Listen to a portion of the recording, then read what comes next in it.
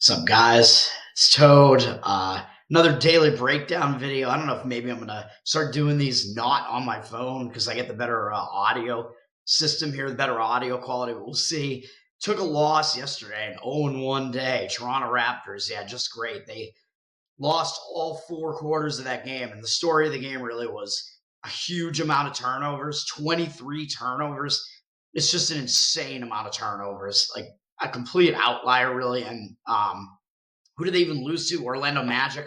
Orlando had 100 field goal attempts in the game, which is basically unheard of. You don't see NBA teams taking 100 shots in a game like that, and that was the difference in the game. The turnovers leading to Orlando getting a huge amount of shots, way more shot attempts than Toronto did. So it sucks, and we move on from that. And today there's a pretty big card. There's no college football today. The rare midweek late season day where there's actually no college football. I don't think. Is there? No.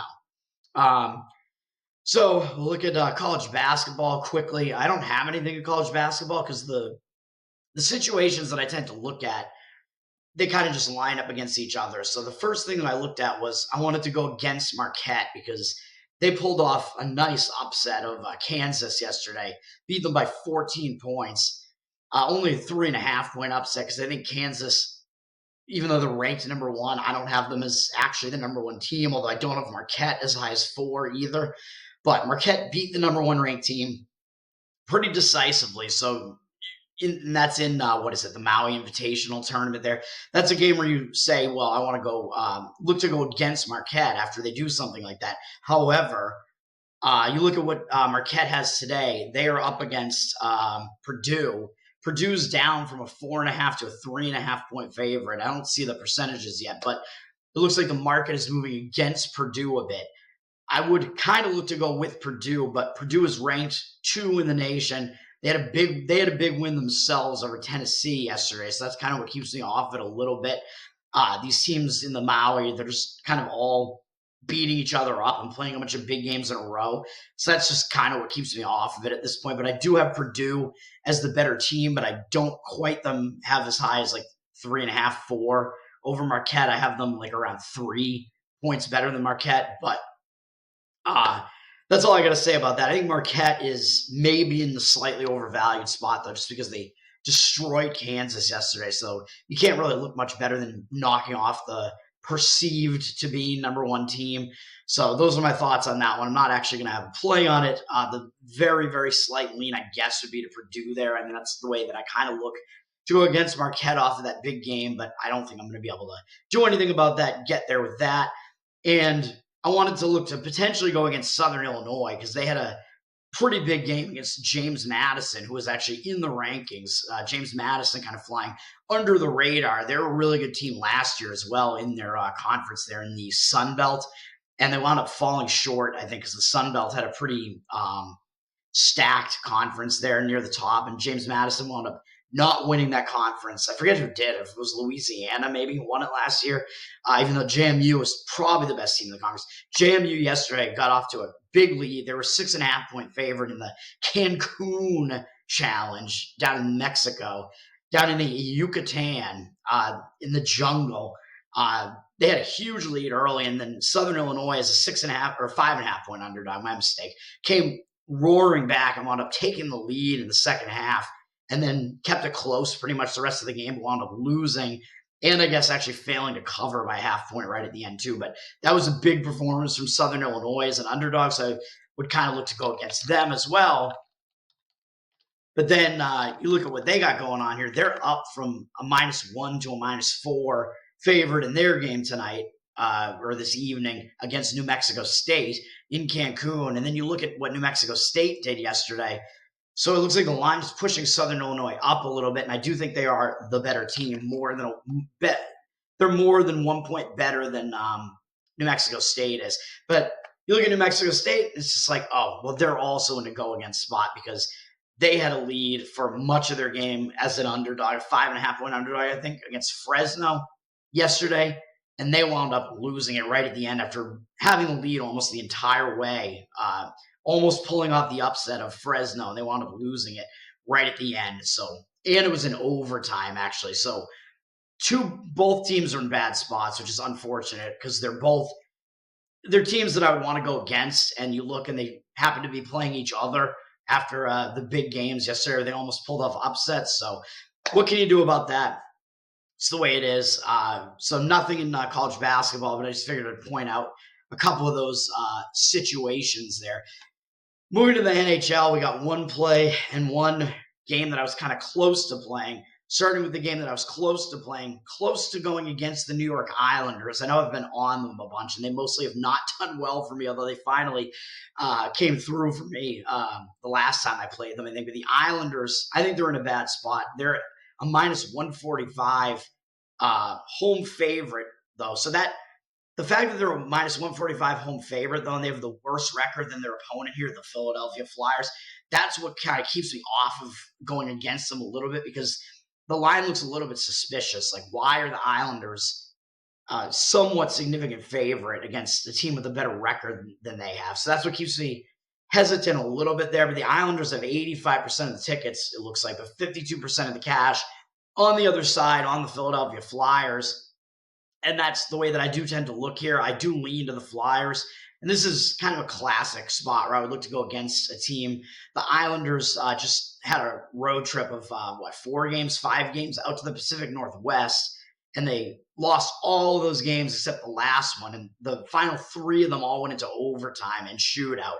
So they took Vancouver to overtime and lost by 1, lost in a shootout against Seattle, and then finally won in a shootout at Calgary, which is, I think that's the game that I had them in. Now they're coming back home, but the slight hesitations that I have here are that Philadelphia is a team with a winning record, so they might actually be somewhat focused on it. And they've had 3 days off, so that kind of gives them a little bit of extra time to get those return home distractions out of the way. I think the return home distraction spot is more significant if you have less time off to deal with those to deal with what you have to deal with in home life. So that's what keeps me off a little bit, plus the fact that the number is telling you that the Islanders are actually the slightly better team, even though they have the slightly worse record. So I can't quite get there with it, and the Islanders don't have a big game up next or anything, and they just finally got a win, so maybe you could say that might help spur their momentum a little bit. But of course, returning home and having a bunch of days off might just clobber any positive momentum that they had from that. So I think that part of it is kind of a wash.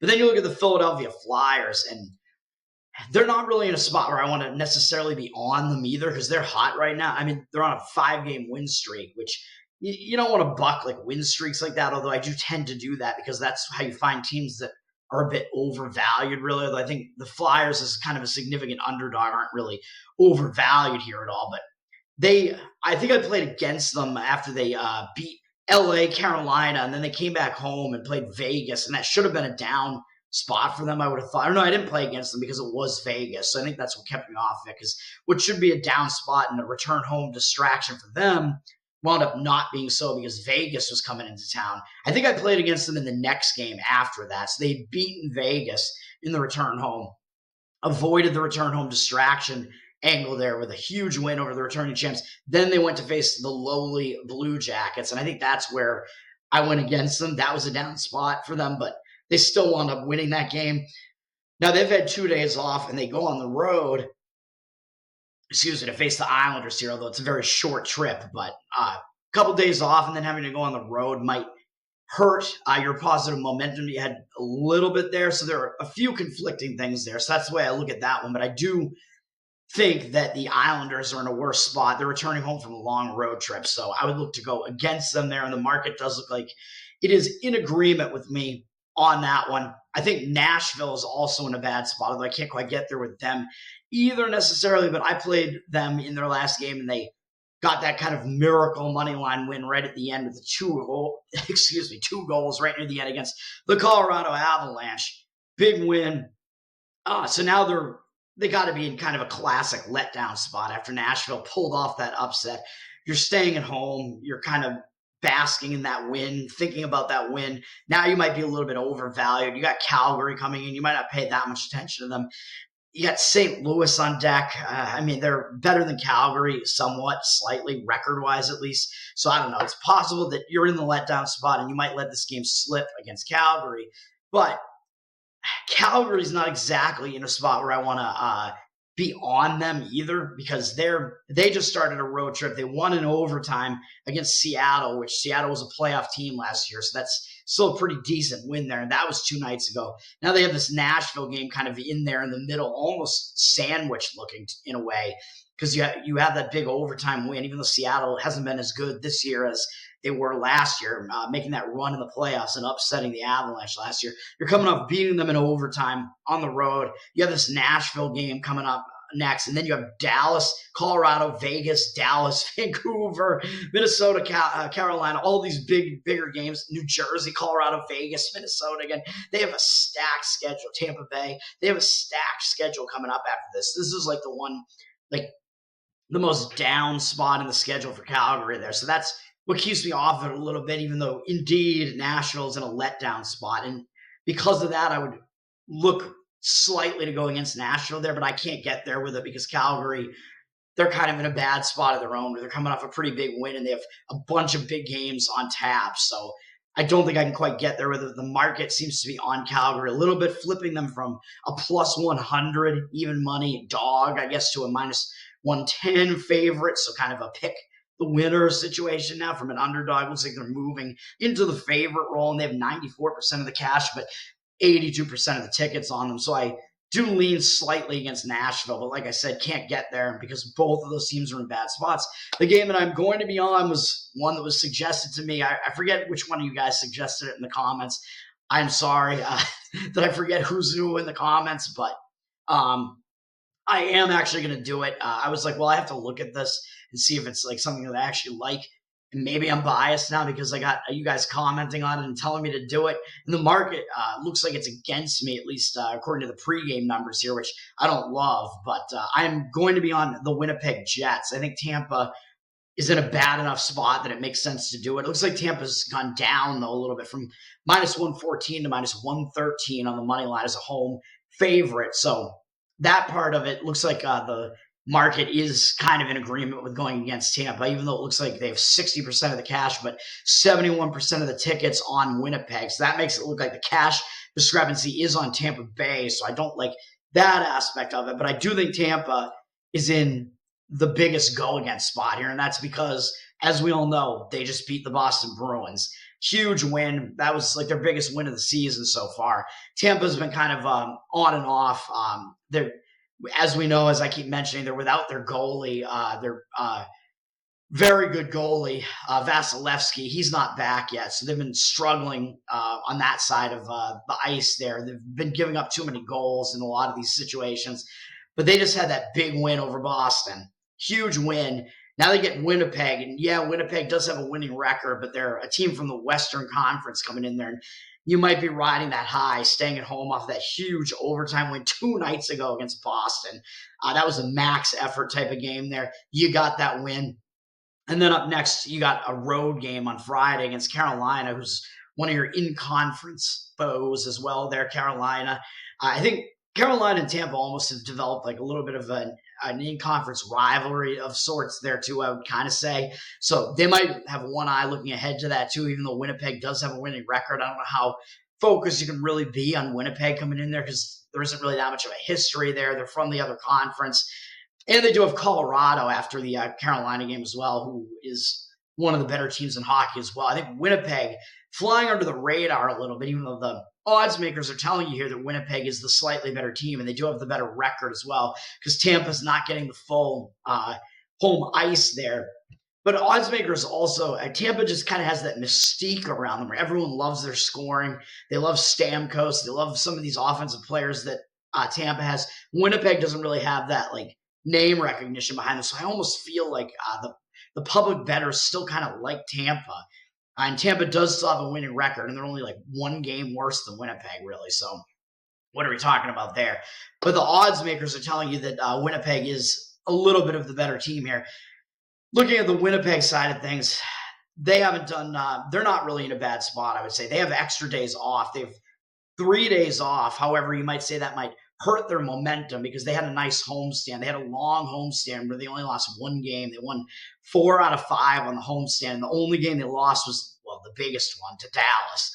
But they finished it up with a nice, fairly easy win over Arizona, and then went on the road. Now they're hitting the road. And it is true that when you start a road trip, that does tend to focus you. So you're facing Tampa. Tampa's kind of a name opponent.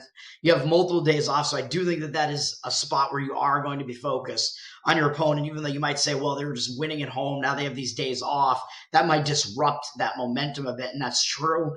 I would think that more if they were facing like a bad team. Right now they had a better team on deck. They do have Florida on deck, which is also a pretty big game there because Florida was in the Stanley Cup Finals last year, but I don't think they're in a spot where they would overlook the Tampa Bay Lightning here. Everybody knows the Lightning are pretty good. You have multiple days off to prepare for this. You're coming off a game that is a win over Arizona, which is good, but it's like, I don't know, it's kind of a momentum continuer, really, if anything, I would say.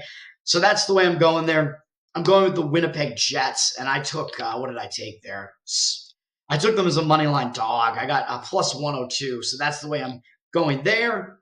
And let's move over to the NBA. I do have a couple of leans in the NBA and 2 plays in the NBA that I think are the strongest ways to go in the NBA, the ways that I like.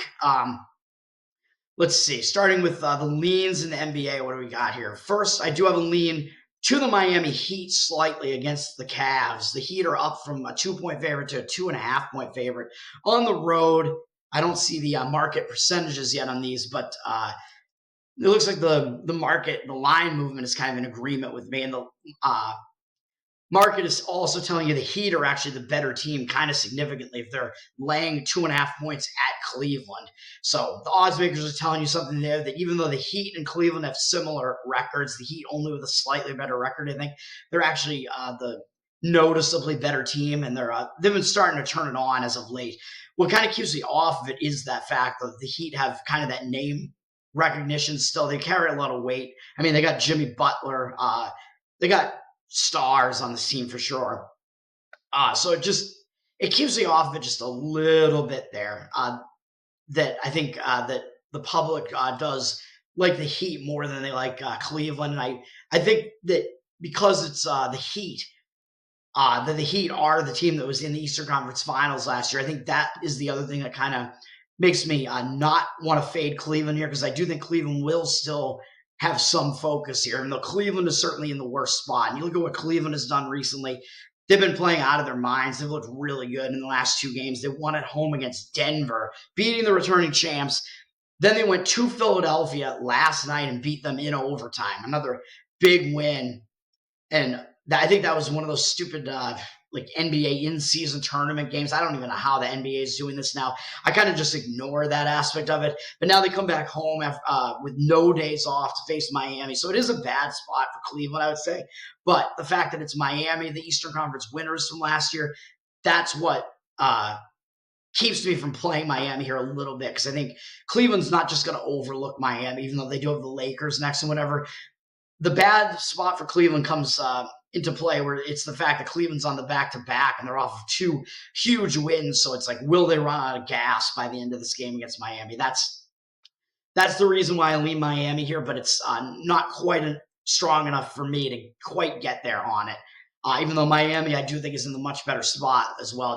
They do have rest, and they're coming off beating the Bulls after they lost to the Bulls in that one of those weird back-to-back situations. They exacted the zigzag revenge there and got that against the Bulls, which nobody really cares about the Bulls at this point right now. So I think it's going to be a big game. I think both teams have reasons to be focused in this game. It's just Cleveland, like I said, they might run out of steam. So that's the way that I look at that. I have a small lean to the Heat in that one, I would say. Then we got Kings Pelicans is one of those zigzag spots where the Pelicans, I gave them out as a lean because I thought the Kings were in a bad spot going into that first game against the Pelicans, and that is what happened. The Pelicans destroyed the Kings in that game. Now, after that, the Pelicans looked too good. I mean, you won by like 30-something points. You dominated the Kings. The zigzag has to be in effect here. I'm just not sure that it's quite strong enough for me to play it, but the Kings are up from a 1-point favorite to a 2-point favorite. They were a 2.5-point favorite, I believe, when the previous game went off at the Pelicans. They have 62% of the cash, but 59% of the tickets. So the slight lean would be to the Kings there, just because I think it's the zigzag and they have all the adjustments to make. And the number is a little bit shorter than it was in that first game. And I think it's entirely based off of the fact that the Pelicans destroyed the Kings in that first game. And if McCollum was coming back, I might actually look. Let me see. I don't think he's coming back, but that would be the one thing that might make me want to look to go against the Pelicans there. It looks like he is practicing, but I don't think he's coming back yet. So, yeah, he's not back yet. So if he was, and that was affecting the line a little bit, that might seal the deal for me on a play on the Kings. But that not being the case, I can't quite get there, but it's a lean on the Kings because it is the zigzag spot. And the Clippers, that situation is also a zigzag spot where San Antonio got destroyed by the Clippers in that first matchup, and the line really hasn't changed much since that one. It's Clippers 8.5. They got 96% of the cash, but 95% of the tickets. I don't know what to glean from that, although you can at least say that the Clippers are certainly going to be a public team there against San Antonio, who's lost a bunch of games this season, a bunch of games in a row. Nobody wants anything to do with San Antonio, and the Clippers just wrecked them. So that's another game where I think San Antonio is the team that has all the adjustments to make in that spot. So another zigzag. I don't think it's really strong enough to get there in that one either, but that's the way that I look at that one. Getting to the plays, am I, or do I have one more lean? We have, let's see, Rockets. I don't have a play on this one, but Rockets are in kind of a bad spot because they're returning home from a road trip with one day off, and they lost every game on the road trip, but it was to both LA teams and Golden State, and that was after they were on a huge win streak, and they capped the win streak by beating Denver at home, and they had a bunch of time off, which wasn't great. Went on the road, and they lost all three on the road trip to both LAs and to Golden State, but all the games were close. And they have Denver up next, then Dallas, then Denver again, then LA again. So this is a return home spot and a sandwich spot for the Rockets. I will say that. You got Memphis sandwich in here. Memphis is a team that has not been playing well this year at all. And let's see, the Rockets are sitting at a 5-point favorite. They got 82% of the cash, though, but only 74% of the tickets. I don't know if that's accurate or not, but it looks like they have more of the cash discrepancy. Not sure I buy that. I think the Rockets are in a really bad spot. The one thing that keeps me off of this, though, is that Memphis in their last game played the Boston Celtics, my Boston Celtics, right to the wire. So I think they might be in a hangover spot, even though they have one more day off than Houston does. They have 2 days off. Still, I think that's also a bad spot for Memphis when you come that close to pulling off a huge 12.5-point upset, and you were in that game like right until the end. You're winning that game late in the fourth quarter and wind up letting it slip right at the end like that. It's a bad spot for both teams there, too, so that's why I can't quite get there on the Memphis Grizzlies. But I think it's a worse spot for the Rockets and a sandwich spot, as I mentioned. But it is a hangover spot for the Grizzlies, so that's why I can't quite get there on that one. And let's go to the two plays. Play number one is the classic of mine, classic spot here. It's one that I like quite a bit. I think it's probably the stronger of the two that I have here. We're going to fade the Charlotte Hornets. I think you knew this was coming. Charlotte's sitting at a 4-point favorite. It looks like they've gone up a little bit. I think I actually got 4.5 on the Washington Wizards here. I did, yeah. So 4.5s I think are out there too. Hornets have 82% of the tickets on them, but only 79% of the cash. Who would expect the Charlotte Hornets to be favored at home by more than just home court advantage against anyone and be the public team? Well, that's what you get with the Washington Wizards, who are one of the worst teams in basketball. Charlotte Hornets, man, it's come to this. They're a public, pretty substantial home favorite here. And what's the situation they're in? It's simple. They're coming off an overtime win 2 nights ago against the Boston Celtics.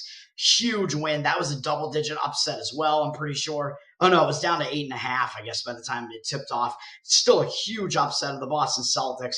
Huge win for Charlotte. It seems like Charlotte just has Boston's number, though, man. Like, they upset Boston at least once at home last year as a similar size underdog. So I don't know what's up with Boston and not being able to win in Charlotte, but they struggle against them. they struggle pretty badly. So now coming off of that, you're just staying at home. You're kind of just, you might be like high off that win, reading the press clippings, and you have maybe the worst team in basketball coming into your house now, Washington Wizards, and you got Orlando up next. And who would ever think that Orlando might ever be a look-ahead spot? But I mean, you got a break after this, and then Orlando, who does have a winning record, and they've been playing well. So I think it's a spot where you might not totally have focus against a lowly Washington Wizards team here. And the Wizards, they haven't been able to do anything right. Yeah, they're coming off a game against the Bucks 2 nights ago, but they lost it pretty badly. They lost to the Knicks before that. They've lost a ton of games in a row, 6 games in a row. And now they go out on the road to Charlotte, even though it is sandwiched in between games against Milwaukee. But when you're a 2-11 team, you're not overlooking anybody. And getting out of home, I think, is a good spot for the Wizards. You're playing badly at home, lost 3 games at home in a row. Now you get to try to snap that momentum, go on the road. You get to focus on basketball. And, hey, you finally have an opponent that's almost as bad as you are. You get to face the Charlotte Hornets. The Charlotte Hornets are actually one of the only teams the Wizards have beaten this year. They beat Memphis at home, and they won at Charlotte, which you might say, well, that might make Charlotte focused on Washington. I don't really think so, because the game immediately after that, Washington had won at Charlotte. And I think I might have taken Charlotte in the next game. I don't remember if I did, but it was a zigzag spot, and Washington beat Charlotte to cap a road trip there. It was a final road trip game for Washington when they beat Charlotte. They had to come back home, and then following that 4-game road trip that finished with beating Charlotte in Charlotte, came back home, and they got Charlotte again in that spot, and the return home and a zigzag spot. So it was kind of a double angle there to play Charlotte in that one, which I think I did, and Charlotte beat them there. So Charlotte was able to exact that quick zigzag revenge there. So now it's a spot where last time Washington played Charlotte, they lost at home to Charlotte. So now they get to go out on the road, and they get to try to flip the script again and play Charlotte in kind of another revenge spot. Although I don't know, it's in-season revenge. I don't know how much you can take away from that being a motivational spot. I just think the main factor here is that Charlotte is in a really big-time letdown spot after a huge upset over the Boston Celtics. That's the way I look at it. And I think there is line value, because if you look at the first game that these teams played in Charlotte was a 2.5-point favorite in that one, and now they're a 4.5-point favorite. Have we seen enough to justify Charlotte being a 4.5-point favorite now instead of a 2.5-point favorite? Probably not. So the line has gone too far on the Washington hate, I would say there. So I think you're certainly getting line value here. It's 2 points higher than what the line was when the same matchup happened a little bit earlier in the season. I don't think there's much of a difference between these two teams. There's not much of a reason why the line should move that much. And in that game, Charlotte also shot 51.9% from the field, 52% from the field. And Washington still absolutely dominated them and had the lead almost the whole game, a huge lead almost the whole game in that one. So that kind of tells you something, too, that even though Charlotte was shooting like really out of their minds there, Washington still absolutely destroyed them, although it was because Charlotte had 22 turnovers to Washington's 11. So that is why that happened. Charlotte was really irresponsible with the ball there. Maybe they were lacking focus, which might be the case tonight, man. They're not in a spot where you think they're going to have a lot of focus, because they're coming off that Boston game. I like it. I think there is line value there. The line's over-adjusted to what we've seen recently. Washington Wizards plus 4.5 is the first NBA play. And let's finish this up quickly here, because the software that I'm using here, I'm not in StreamYard now that I use for the main podcast here, but this software here that I'm using is a quick free software that only lets you go 45 minutes. We'll get it done right now. The final play, I'm going back to the well, and I'm doing it again, even though it has not worked out for me. I'm fading the Oklahoma City Thunder, man. I faded them the last 2 nights, and one of them should have been a win. It should have been a win on the Golden State Warriors in that zigzag spot after Oklahoma City had destroyed the Warriors. The Warriors should have had that second game against them. Then I don't know what to say about the Portland game the night after that. That was a bad spot for Oklahoma City, I think, without question. And Oklahoma City still just absolutely destroyed Portland. Just terrible. I don't know what to say about that. But going back to the well here, and we're bucking this now 5-game win streak that Oklahoma City's on, which, like I said, should have ended in that second game against Golden State that went into overtime. But now what do you have for Oklahoma City? Well, they're returning home from the West Coast. So they went out to the West Coast and did what I just said. They beat Golden State twice in a row, and then they beat Portland by 40-something points or whatever to finish off the road trip, 43 points. Now they're coming back home. They do have 2 days off and not one, so maybe that mitigates the return home a little bit slightly, but I think this is a bad spot. I think it kind of makes it a sandwich spot, even though you just played Portland, who nobody cares about Portland. But the return home distraction angle here, I think, gives you the front end of the sandwich spot here. And then the second end of the sandwich comes in with, well, you're playing Chicago now, so that's the meat of the sandwich there. I don't think you're going to be paying that much attention to a Chicago team that you beat by 20 the only time you played them this year. In the home opener, you beat them by 20 on the road in their house. I don't think you're going to be paying that much attention to Chicago here. And who do you have up next? You have the Philadelphia 76ers on Christmas. So it's a look ahead to that Christmas slate of games. Those are all national TV games, big games. It's like not quite a primetime game because it's the 5 p.m. game, but all those Christmas games are big. They're all hyped. They're all big matchups there. Oklahoma City's playing one of the top teams in the Eastern Conference there. That's a big game. And then after that, they have Minnesota, Lakers, Dallas. So a bunch of bigger games on tap here. I think the Christmas look ahead is in effect here for sure. And that's the way I'm looking at this. Oklahoma City, they're in a bad spot, man. Return home, got the distractions that come with that. You're on that big win streak. You did not suffer the hangover from beating Golden State here. This might be the spot where you don't play well. And on the other side, Chicago, they're a bad team, bad record right now, 5-10 record when you were 4-6 at one point, and now you're 5-10. You've been losing games, man, but you lost to Milwaukee, you lost to Orlando twice, and Orlando's been playing quite well. And you lost to Miami after you beat Miami, the prior game. So one of those back-to-backs. So now Chicago's off an 18-point loss to Miami, which was a zigzag spot there after they beat Miami the game before that. So they have shown that they can be competitive and can beat some of the better teams that are there still. They can compete at least, Chicago. I think they're not quite as bad as their record makes it seem. They faced a lot of pretty good teams this year as well. Now they get to go on the road, try to snap that losing momentum that they have now with that bad loss in the final home game against Miami there. You get to go out on the road. You get to play Oklahoma City. You don't really have much up on tap there. You're not playing on Christmas. You get to focus on this game against a really hot Oklahoma City team. I think the stock is too high on Oklahoma City. It couldn't really get much higher on them than it is right now. And on Chicago, it's going to be about as low as it possibly could be at this point, I think. So that's the way I look at it. Looking at the market real quick, Oklahoma City, what do we got going on here? They, where are we? They're up from a 6.5 to a 7-point favorite. It looks like it's going through the 7 almost. And they have 95% of the cash, but only 90% of the tickets. I don't think I buy that, but Oklahoma City is certainly going to be getting the public action here. The public would have no reason to want to play the Bulls here. They love the Thunder. The Thunder have been very hot and beating really good teams. They're laying a big price in a bad spot. Look ahead spot, return home spot. It makes it a sandwich. I don't like it for the Thunder. Like I said, that's going to be it. Those are the reasons for it. I'm going to be on the Chicago Bulls, and I took +7 with the Chicago Bulls there. So the plays, once again, are in the NHL, Winnipeg Jets +102 as the slight underdog. And in the NBA, 2 underdogs, Washington Wizards +4.5, Chicago Bulls +7. That's going to do it. Hopefully we get back on the winning side of things after a losing day. But we've been hot overall. The NBA, even though I'm now 17-8, I think, and I was 17-6, NBA's still been very good to me. Let's keep it up. Hopefully it continues. Let's do it. Let's get it. Have a good day, man. Have a good Wednesday. And I'll be back on the official Better Off Dead show. I should make all of these official videos, really. On the official show, I'll have my usual NFL video and college football video at some point tonight, probably. So let's get it done, man.